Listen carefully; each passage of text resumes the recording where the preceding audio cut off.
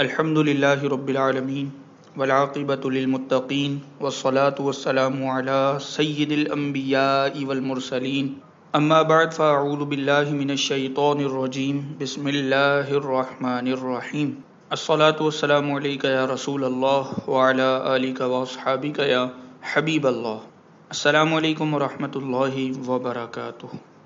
ہمارا پیارا دین اسلام ہماری زندگی میں ہر ایک پہلو میں ہماری رہنمائی کرتا ہے، کس کا کیسا کردار ہونا چاہیے اس پر ہمیں بہترین اصول فراہم کرتا ہے۔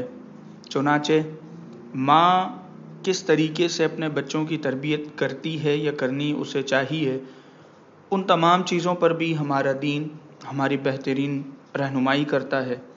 ماں پر اولاد کی ایسی تربیت کرنا لازم ہے کہ وہ بچپن ہی سے اچھائیوں سے پیار کرے اور برائیوں سے بیزار رہے۔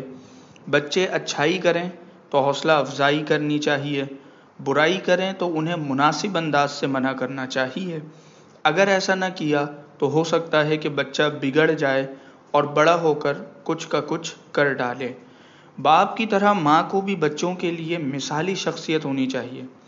ہماری آج کی اہم ترین ضرورت ہے کہ مائیں خود صحابیات و صالحات کی سیرت پر عمل پیرا ہو کر اولاد کی تعلیم و تربیت پر توجہ دیں تاکہ ہمارا معاشرہ سنت کا گہوارہ بنے۔ نیز ماں کو چاہیے کہ اولاد کو بچپن ہی سے نبی کریم صلی اللہ تعالی علیہ وآلہ وسلم، صحابہ کرام اور سلف صالحین کے واقعات سنائیں تاکہ بچپن ہی سے ان کے دلوں میں ان بزرگ ہستیوں کی محبت نقش ہو جائے اور وہ ان کی سیرت پر عمل کرنے کی کوشش کرے۔ ماں کو چاہیے کہ جو ہی اولاد گھر سے باہر جانے کے قابل ہو تو انہیں والد کا نام، گھر کا پتہ، رابطہ نمبر لازمی یاد کروائے کہ خدا نخواستہ اگر کبھی راستہ بھول جائیں یا گم ہو جائیں تو گھر پہنچنا ممکن ہو سکے۔ بیٹی جب تھوڑی بڑی ہو جائے تو اسکارف پہنائیں، تھوڑی اور بڑی ہو تو چھوٹا سا برقع بنوا دیں تاکہ بڑی ہو کر شرعی پردے کی عادی بن سکے۔ ماں کو چاہیے کہ بچپن ہی سے بچے کا ایمان مضبوط کرنے کی کوشش کرے، اسے کتے، بلی یا جن بھوت سے ڈرانے کے بجائے جب بھی کوئی بات ہو تو بچے کے ذہن میں اللہ تعالیٰ کا تصور ڈالے کہ بیٹا یہ کام اللہ تعالیٰ کو پسند ہے اور یہ پسند نہیں ہے۔ بچہ پوچھے گا کہ اللہ پاک کون ہے تو اب اسے بتایا جائے کہ جس نے ساری دنیا کو پیدا کیا، ہم سب کو پیدا کیا، ہم سب اس کے بندے ہیں۔ اس طرح بچے کا ایمان مضبوط ہوگا۔ ماں کو چاہیے کہ بچے کو بچپن سے ہی صفائی کا عادی بنائے اور اسے بتائے کہ اللہ رب العزت پاکیزہ رہنے والوں کو پسند کرتا ہے۔ گرمی کے موسم میں ممکن ہو تو بچے کو روزانہ نہلائے، کپڑے گندے ہوں تو فوراً بدل دے، بستر ناپاک ہرگز نہ رہنے دے، فوراً اسے پاک کرے اور بچوں کی صفائی کا خیال رکھے۔ جھوٹ بولنا ویسے تو گناہ کبیرہ ہے ہی، لیکن بچوں کے سامنے جھوٹ بولنا یہ بہت ہی ہلاکت انگیز ہے۔ جن بچوں کے سامنے ماں باپ جھوٹ بولتے ہیں، کوئی دروازے پر آئے تو بچوں سے کہلوا دیتے ہیں کہ گھر پر کوئی نہیں ہے وغیرہ، کچھ بعید نہیں کہ وہی بچے آگے چل کر انہی ماں باپ سے جھوٹ بولیں گے۔ بچوں کی اسلامی تربیت میں ماں کی محنت کے ساتھ ساتھ اس کی دعاؤں کا بہت عمل دخل ہوتا ہے۔ ماں کی دعاؤں کو قبولیت کا خاص مقام حاصل ہے۔ چنانچہ امام بخاری، حدیث کی بہت مشہور اور معتبر کتاب بخاری شریف کے مصنف امام محمد بن اسماعیل بخاری رحمۃ اللہ تعالی علیہ، یہ بچپن میں نابینا ہو گئے تھے۔ اس وقت کے مشہور ڈاکٹرز سے علاج کروایا گیا لیکن آنکھوں کی بینائی واپس نہ آ سکی۔ آپ رحمۃ اللہ تعالی علیہ کی والدہ عبادت گزار خاتون تھیں۔ انہوں نے رو رو کر اللہ تعالیٰ کی بارگاہ میں دعا مانگی، یا اللہ عز و جل میرے بیٹے کی آنکھیں روشن کر دے۔ ایک رات انہیں خواب میں اللہ کے پیارے نبی حضرت سیدنا ابراہیم علی نبینا وعلیہ الصلاۃ والسلام کی زیارت ہوئی تو آپ نے ارشاد فرمایا، اللہ تعالیٰ نے تمہارے رونے اور کثرت سے دعا مانگنے کے سبب تمہارے بیٹے کی آنکھیں روشن کر دی ہیں۔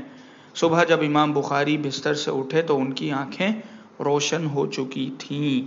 تو اس لیے اولاد کے حق میں ہمیشہ دعا کرتے رہنی چاہیے۔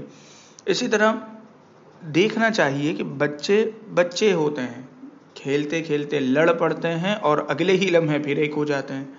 ماں کو چاہیے کہ بچوں کی لڑائی میں جانبداری سے کام نہ لے، کہ ہمیشہ دوسروں بچوں کا ہی قصور نہ نکالے، بلکہ دیکھے کہ غلطی کس کی ہے، اپنے بچے کی غلطی پر دوسروں سے معافی مانگنے کا ذہن بنائے اور سمجھائے کہ جب بھی غلطی ہو جائے تو معافی مانگ لینی چاہیے۔ جو مائیں اپنے بچے کی غلطی ہونے کے باوجود دوسرے بچوں کو ڈانٹتی ہیں، وہ ناحق اپنے بچے کی غلطی سے چشم پوشی کرتی ہیں۔ کئی بار ان بچوں کی لڑائیاں چھوٹوں سے بڑھ کر بڑوں تک جا پہنچتی ہیں، جس سے بہت بڑا نقصان ہوتا ہے۔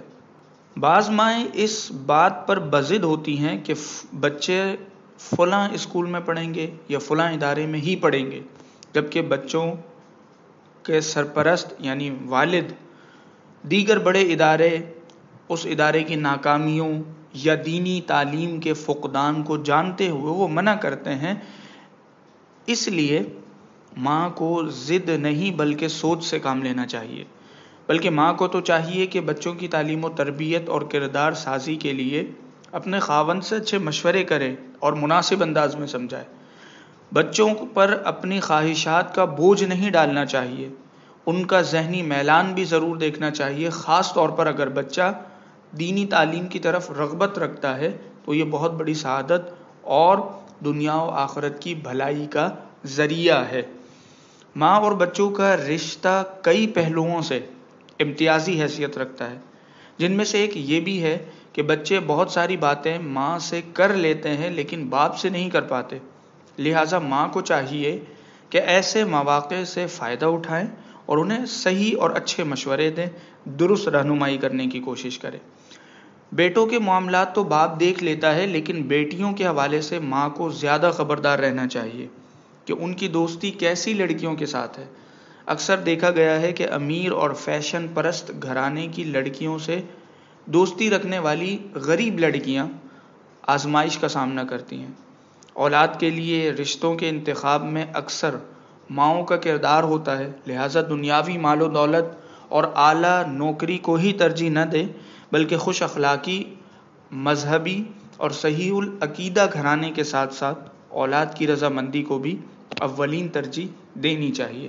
اللہ کریم کی بارگاہ میں دعا ہے کہ تمام ماؤں کو حقیقی معنوں میں حضرت سیدتنا فاطمۃ الزہرا رضی اللہ تعالی عنہا کی مبارک سیرت پر چلتے ہوئے اپنے بچوں کی اچھی اور اسلامی تربیت کرنے کی توفیق عطا فرمائے۔ آمین بجاہ النبی الامین، وآخر دعوانا ان الحمد للہ رب العالمین۔